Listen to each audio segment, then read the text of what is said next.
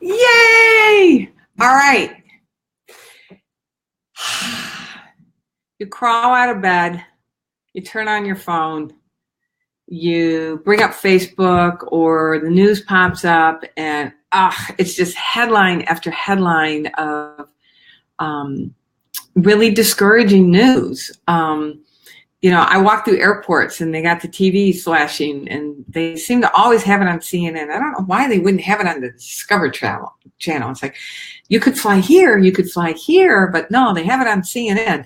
What was really crazy is that they were showing the crashes of the Southwest flight in the Southwest terminal on the news. It's kind of crazy.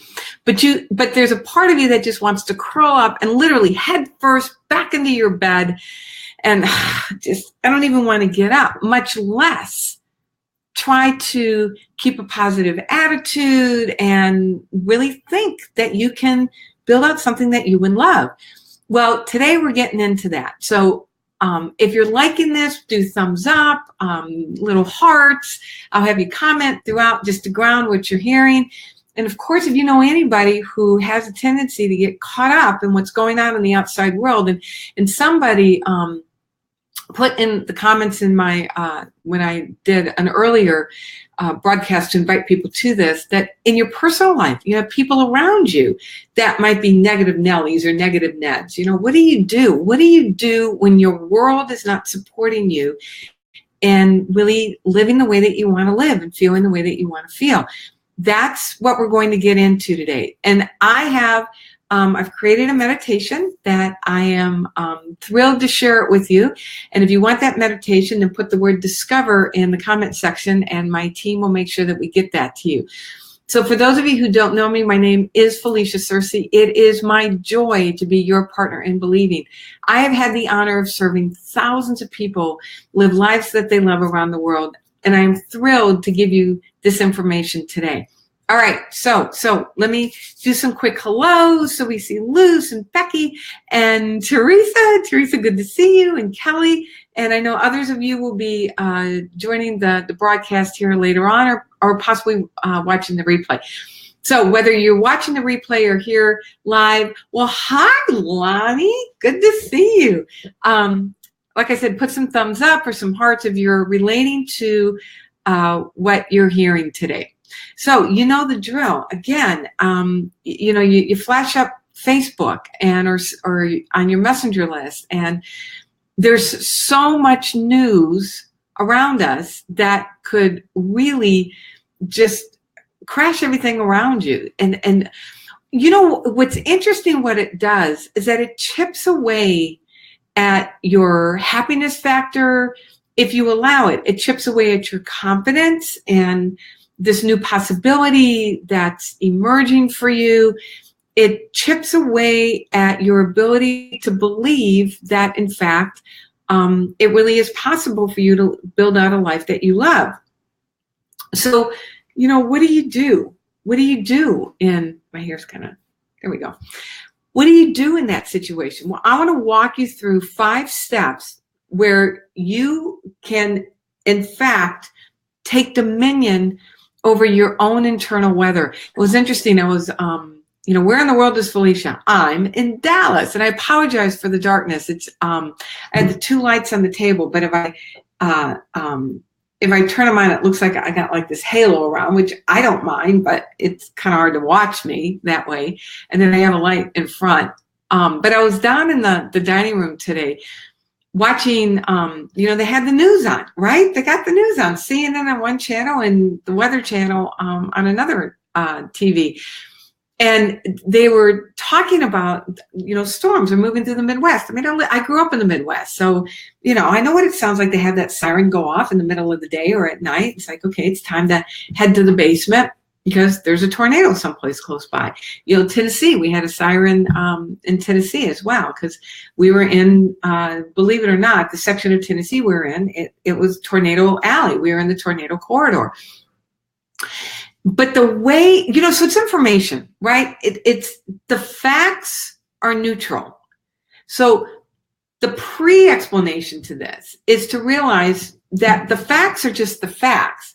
It's the way we engage with the facts. And so they were sharing, even weather people must be trained on how to really hype it up. So they're trained, severe weather, and here's the swath of dark, brilliant red through this part of the country, and take shelter, and the world's coming to an end. And I am not saying to ignore this information. I mean, it's life potentially. I mean, again, we had a tornado came. We could see it. My husband could see it go right past in front of the business that we used to own. There in Murfreesboro.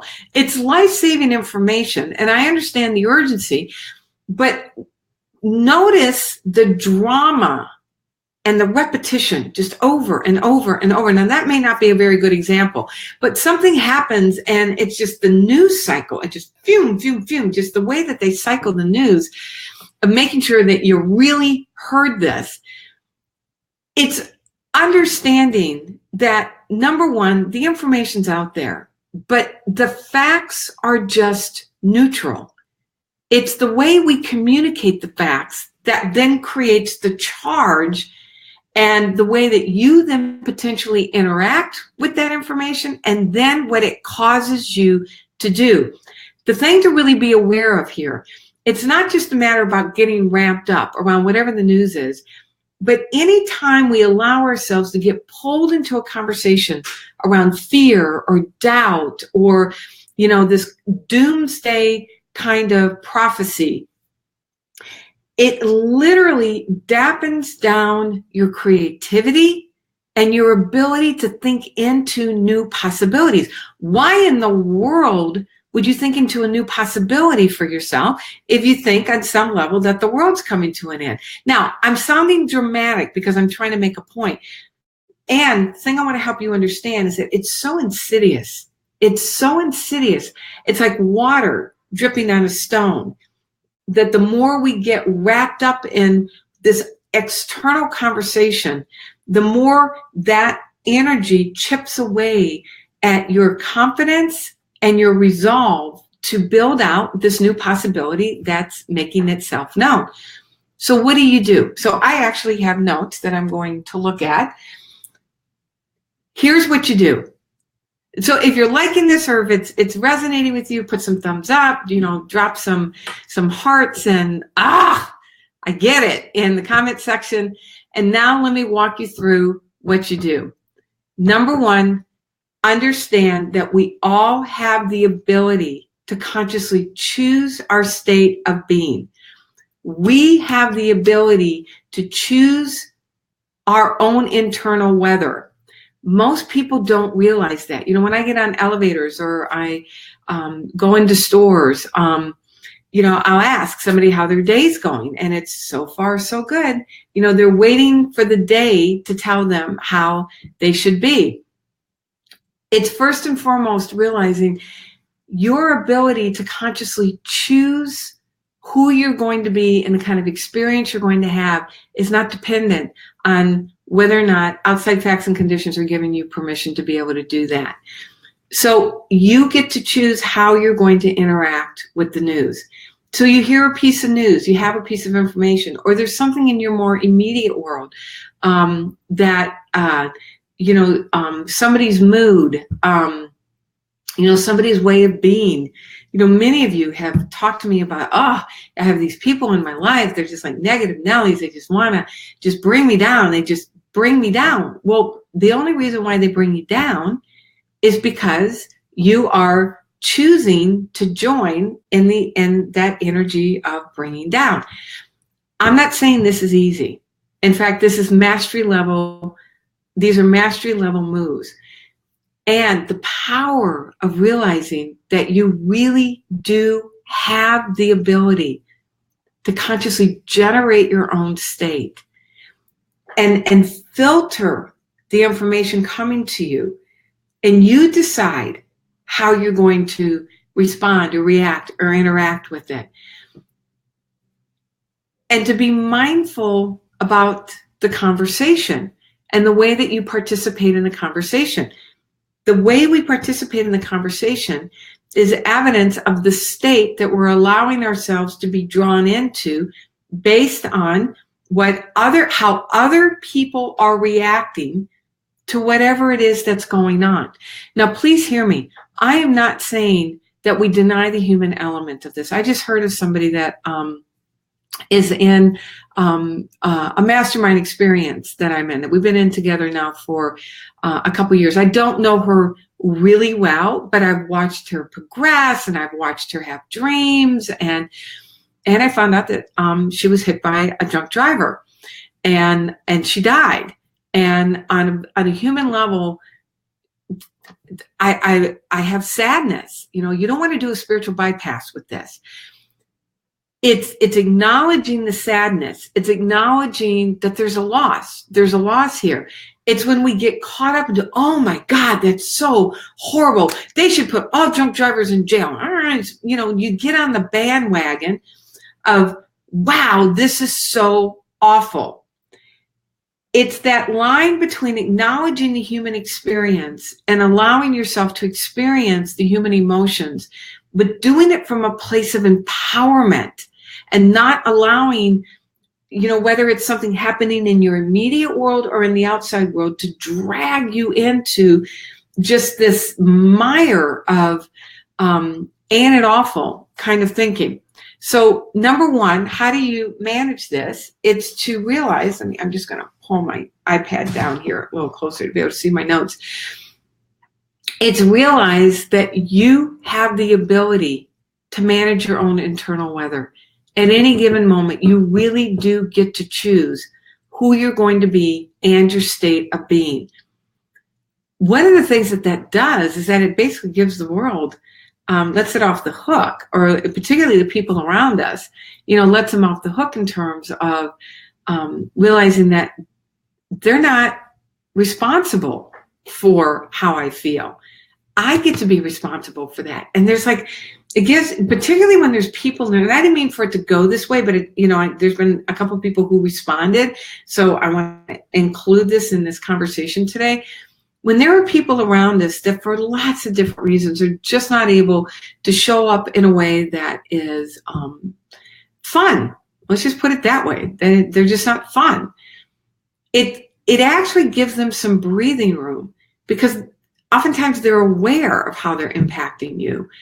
And when you're able to say, hey, you know what? I'm making my own weather, and in my world, the sun's out, then you really let them off the hook. And in the world at large, here's the other piece with this. As you realize that you have the ability to choose where you place your focus, there's so much good. There's so much good in the world. You know, I'm in Dallas right now, and it's cloudy in Dallas. And I actually just had a conversation with somebody back home in Southern California, and she said it was getting ready to rain in Southern California, which I'm thrilled about that. So it was cloudy in Southern California, and it's cloudy here in Dallas. But just because it's cloudy, you know, when I take off tomorrow, I'll be flying at night. But, you know, you fly above the clouds, and the sun's still shining. Somewhere in the world, the sun is shining. Somewhere, and right in your backyard, there's good happening. And as you're able to bring your focus to that, again, it's not denying that the other stuff is happening. We don't want to put our heads in the sand and deny that there's a group of people that are hanging out at the Mexican-United States border because they're escaping gangs down in Central America. Now, I don't have an answer for it, but you know, we don't deny that that's happening. But it's to manage our energy of not getting caught up in the dramatics of it. And step 2 is going to address a question that may be coming up for you all. Okay, so what do we do? But in step 1, realize that in any given moment, you get to determine where you're placing your attention. All right, so put some thumbs up that you're going to put your attention on something that brings you alive, that empowers you. Drop it in the comment section as you choose to pay attention to the things around you. You know, Luz is on the call, and all Luz has to do is walk outside and look at her backyard and just drink in the beauty of her creativity and her creation as she's built out this amazing sanctuary in her backyard. Lonnie, all you have to do is go through your client list and know the number of people that you are helping create just remarkable well-being with your services as an esthetician. And now what you get to do to bring cancer patients and helping them with their skin care. Again, at any given moment, we get to choose where we place our attention. All right, so that's number one. Number two, if it's something that really speaks to you, ask yourself, is there something I'm being called to do? Is there an action step that I am being called to do, to take in the moment? One of the things that I am deeply committed to is education across the world. I was an educator for 20 years for kids. I'll always be an educator, but I taught kids for 20 years. I taught them at every level. From preschool all the way up to college. I taught in very affluent areas, and I taught in inner city. So I pretty much have seen it all. And I am deeply committed to helping kids across the planet get an education. So there's one particular organization that has become very near and dear to my heart. And I send money and I raise money for this organization.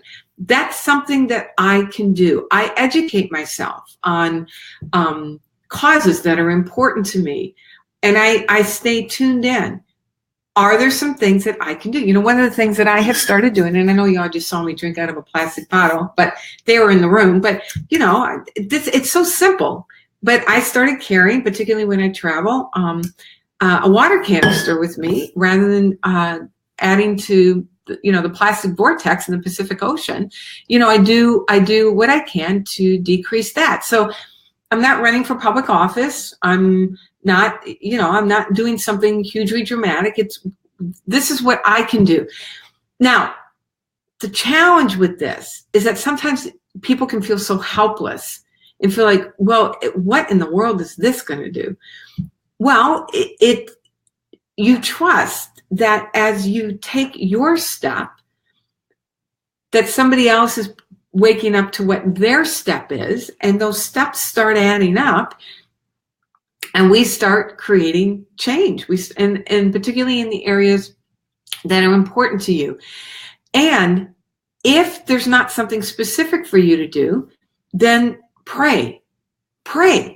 And again, oftentimes people may feel almost futile with that. They did a study, and I don't remember who did it, but there was a group of people who gathered in the Washington, D.C. area, and they made an agreement to pray at a particular period of time, different periods of time throughout the day. And they measured the crime rate right before that prayer time, and they meditated. And what they did was that they just send waves of love and peace into these particular areas of Washington, D.C. So they measured the crime right before and right after. And if I've got my statistics right, I got to get the study. I want to say crime dropped 20%. And they tried this like a couple different times to really test it out. Was it a fluke, or is this really having an impact? Now, there's no way to know for sure, but what if it did? My God, how easy would that be for all of us just to get on the same page? It's one of the reasons why on my coaching calls and my training calls with my clients, those of you who are on here, know that I bring everybody into coherency by generating the two wavelengths of gratitude and achievement, because it's in those wavelengths that we're bringing a coherency to the group that literally up-levels the entire capability and the vibration of that group. So number two, ask yourself, is there something here for me to do? And just get quiet and listen. All right, number three, and I mentioned this a little bit earlier, but be mindful about how you're participating in the conversation.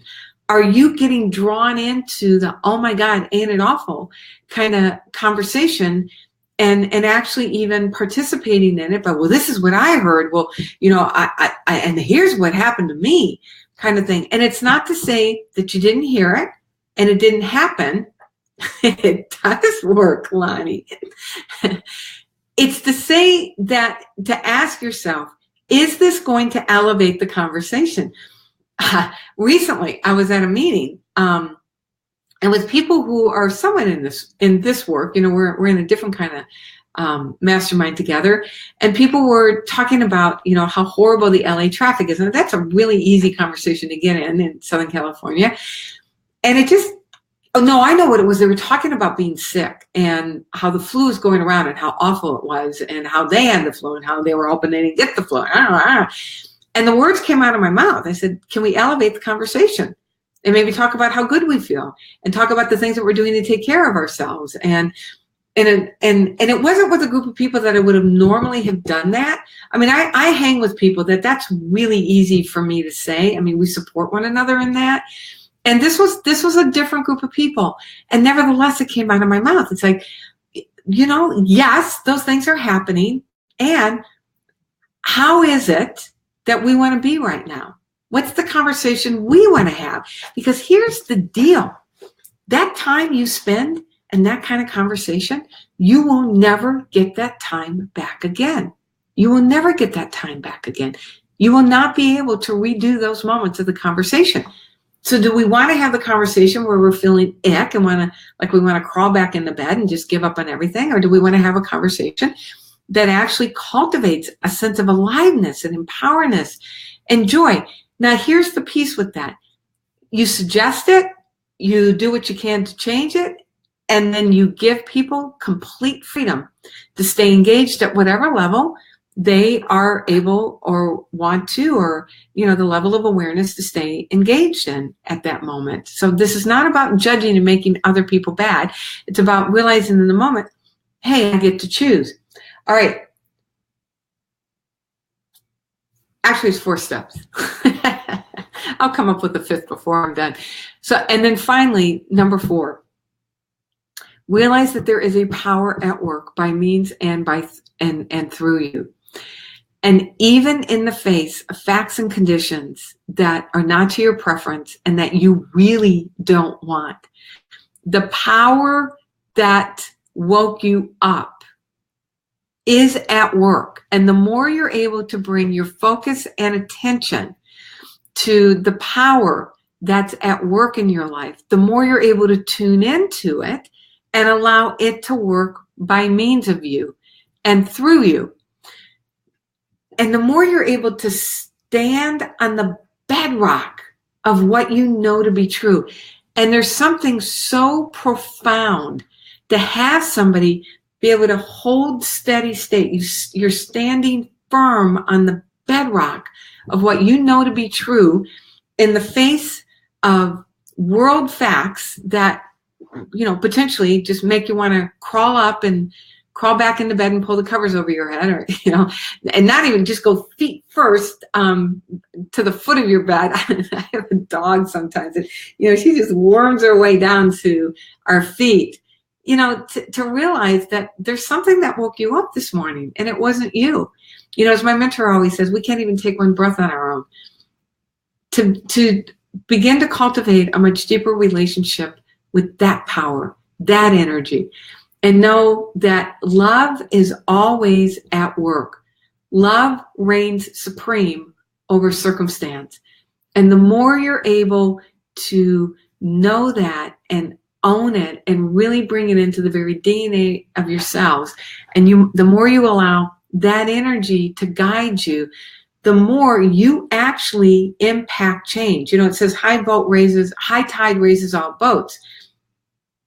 As you rise up and elevate and move above the fray of, the events and the conversations that are going on, you actually presence an alternative for people. You don't have to say a word. And the only way you're going to do it, and when you do it, then you realize you don't need to say a word. It's your beingness. And that beingness can only happen as you deepen your awareness and your relationship with the stream of life moving through and for you. All right, so let's do a recap. So if you're digging this, do a thumbs up and a little heart and put a little comment and say, dig it. I'm digging this. I heard that a lot. I just spoke at a with an amazing group of women, mostly young women, this weekend, and heard a lot. I'm digging it. It's like, oh my God, flashback. Nothing ever goes out of style, right? It just hangs out in the closet and comes back. So if you're liking this, drop some hearts and some thumbs in the comment section so I know I'm serving you, to make sure that this material is serving you. And please share it with other people that you know that may get, mired in the muck of what could be happening in our world. But so and if you want a meditation to help you really build an image of a life that you would love, of a world that truly works for all, put the word discover in the comment section. All right, so number one, so here it is in a recap. Number one, realize that at any given moment, you get to choose where you place your attention, and you get to choose your own internal weather. You get to choose your state of being, and you get to choose where you place your attention, and the two are actually related. I mean, the one goes hand in hand with the other. Number two, if it's something that really speaks to you, then ask, is there something specific? Is there a concrete action for me to take here? Some way to contribute, something, is there something here for me to do? And just listen.